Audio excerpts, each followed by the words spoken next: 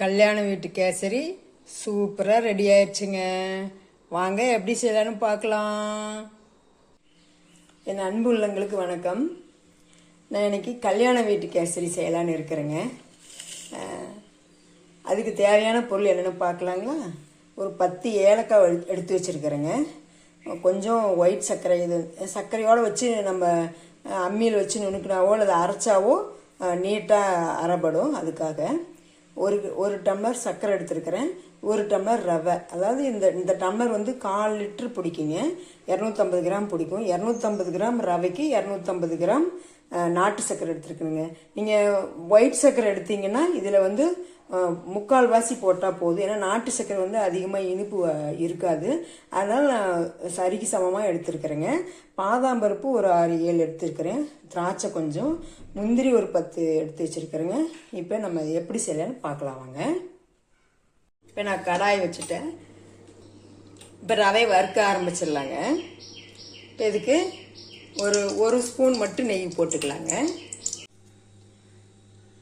இப்போ நம்ம நல்லா நெய் வந்து நல்லா காஞ்சிருச்சுங்க.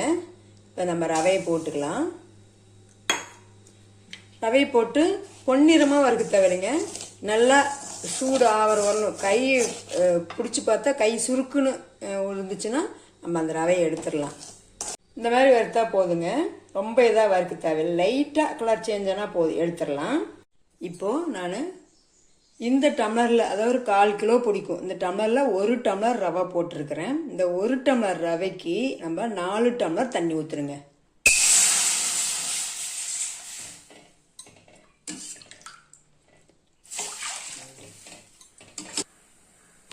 தண்ணி நல்லா கொதிக்க ஆரம்பிச்சிச்சுங்க. இப்போ வந்து நான் பாதாம் பருப்பு எடுத்து வச்சிருந்தேன் இல்லைங்களா, அது இந்த மாதிரி நுணுக்கிட்டு இல்லை போட்டுடலாங்க. நல்லா வேகட்டும்.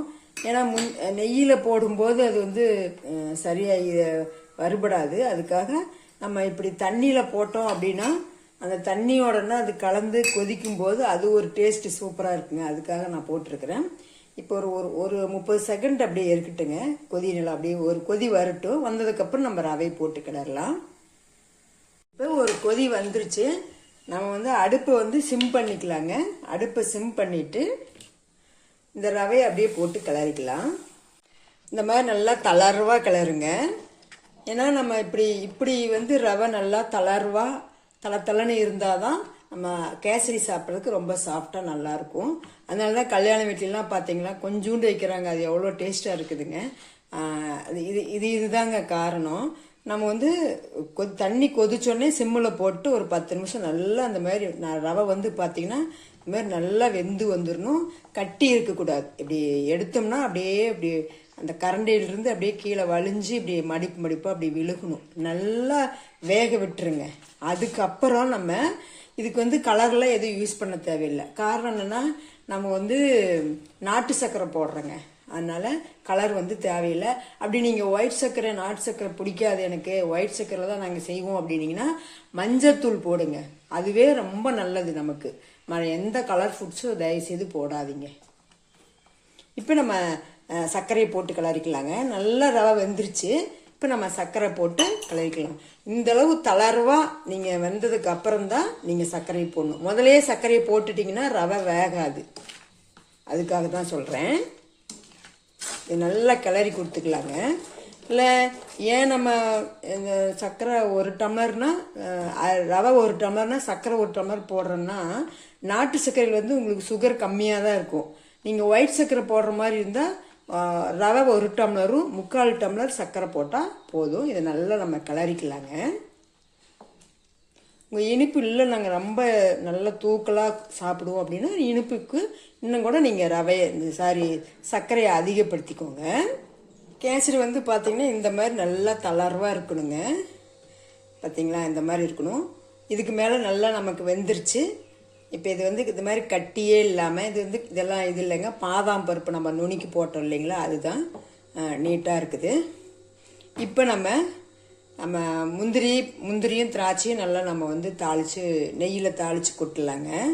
முந்திரி திராட்சையை நெய்யில் வறுத்துக்கலாங்க. இந்த மாதிரி நல்லா பொன்னிறமாக வறுத்துக்கோங்க. வறுத்து நம்ம கொட்டிடலாங்க.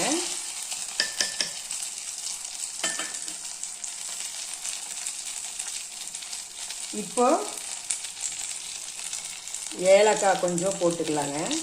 ஏலக்காய் பவுட்ரு ஒரு 2 ஸ்பூன் ஆகிற மாதிரி போட்டுக்கலாம். அப்புறம் பார்த்தீங்கன்னா பச்சை கற்பூரம் சும்மா ஒரு பிஞ்சு அப்படியே போட்டுக்கலாங்க. அவ்வளோதான். இப்போ நமக்கு கல்யாண வீட்டு கேசரி சூப்பராக ரெடி ஆயிடுச்சுங்க. நான் சொன்ன அளவுகள் படி நீங்கள் செய்யுங்க. இது மாதிரி கேசரியே சாப்பிடாத குழந்தைங்க கூட சாப்பிடுவாங்க.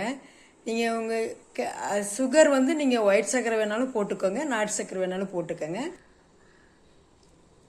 உங்களுக்கு பிடிச்சிருந்தா லைக் பண்ணுங்கள், ஷேர் பண்ணுங்கள், சப்ஸ்கிரைப் பண்ணுங்கள், உங்கள் ஃப்ரெண்ட்ஸ் ரிலேட்டிவ்க்கு ஷேர் பண்ணுங்கள். தேங்க்யூ.